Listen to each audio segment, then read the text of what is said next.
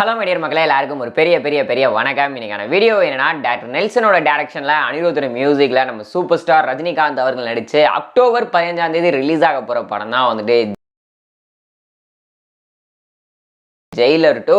So படத்துக்கு மேலே வேற லெவலில் ஒரு எக்ஸ்பெக்டேஷன்ன்றது இருக்கு.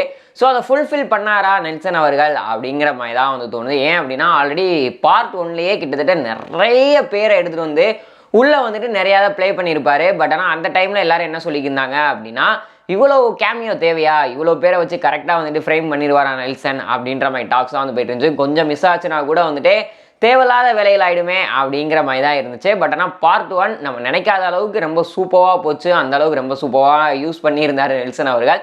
ஸோ அதை நம்பி தான் நம்ம ரஜினி அவர்கள் பார்ட் 2மே வந்து எடுக்க வந்து கொடுத்துருந்துருப்பாரு. ஸோ அதனால் பார்ட் 2 வேறு லெவலில் பண்ணியிருப்பாரு அப்படின்ற மாதிரி தான் தோணுது. ஸோ நேற்று இந்த கேரக்டர் ரிவீல் அப்படிங்கிற மாதிரி ஜெயிலர் 2லேருந்து ஒன்று ரிலீஸுன்றது பண்ணாங்க. ஸோ அதில் பார்க்கும்போது கிட்டத்தட்ட இதுலேயுமே நிறைய கேரக்டர்ஸ் உள்ளே கொண்டு வந்திருக்காரு. ஸோ இப்போ ஃபேன்ஸ் எல்லாம் வந்துட்டு அவங்கவுங்களுக்கு தேவையான ஒரு ஸ்டோரி வந்து கிரியேட் பண்ணிக்கிட்டு இருக்காங்க. ஸோ மொதல் ஸ்டோரி என்னவா இருந்தது அப்படின்னா, ஒரு இதில் வந்துட்டு ஒரு நீலாம்பரி பார்த்த மாதிரி ஒரு சின்ன ஒரு கிளம்ஸி ஒரு சின்ன ஒரு ஃபோட்டோ மாதிரி ஒரு சின்ன ஒரு வீடியோ கூட சொல்லலாம். அந்த மாதிரி ஒரு லேடி ஒன்று வந்துட்டு ஒரு படிக்கட்டுலேருந்து இறங்கி வருவாங்க. ஸோ அதை வச்சு ஒரு பயங்கரமான ஒரு ஃபேன் தியரியே வந்து போயிட்டுருக்கு. என்ன அப்படின்னா, அது வந்துட்டு நம்ம நீலாம்பரி அவர்கள் தான்.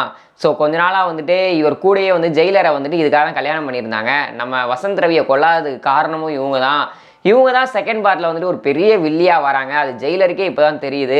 அதனால் வந்துட்டு இவங்களோட ரோல் தான் பயங்கரமாக இருக்க போகுது. இவங்க வந்துட்டு கூடவே இருந்து ஒன்றும் தெரியாமல் இருந்துட்டு ஒரு பயங்கரமான கேரக்டரை ரிவீல் பண்ண போகிறாங்க அப்படிங்கிற மாதிரிலாம் சொல்லிக்கிட்டு இருக்காங்க.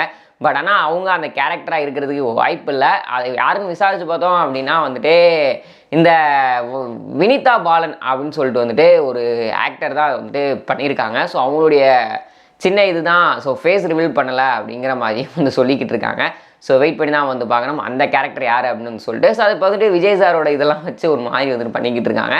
அதுக்கடுத்து என்ன சொல்கிறாங்க அப்படின்னா, நம்ம இந்த பிரச்சனைகள்லாம் முடிஞ்சதுக்கப்புறம் விநாயகம் வந்து சொல்லுவார் இல்லையா, சாகிறதுக்கு முன்னாடி என்ன சொல்லுவார் அப்படின்னா, என்னை கொண்டுட்டு ஒரு நாள் நிம்மதியாக இருக்க முடியாது, எனக்கு பின்னாடி ஒரு பெரிய கூட்டமே இருக்குது, ஸோ டெய்லி உனக்கு வந்துட்டு கஷ்டமாக தான் இருக்கும் அப்படிங்கிற மாதிரிலாம் வந்து சொல்லியிருப்பார்.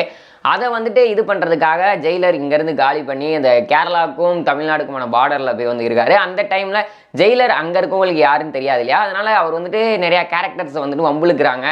அதுக்கப்புறமா ஜெயிலர் யாருன்னு தெரிய வந்ததுக்கப்புறமா பெரிய பெரிய கேங்ஸ்க்குமே தெரிய வந்துடுது, இந்த ஆள் இங்கே தான் இருக்காப்புல அப்படின்னு சொல்லிட்டு இந்த ஆளை கொல்லலாம் அப்படின்னு சொல்லிட்டு வரும்போது நம்ம ஜெயிலரோட டீமும் அவங்களும் சண்டை போடுறது தான் படம் அப்படிங்கிற மாதிரிலாம் சொல்லிக்கிட்டு இருக்காங்க.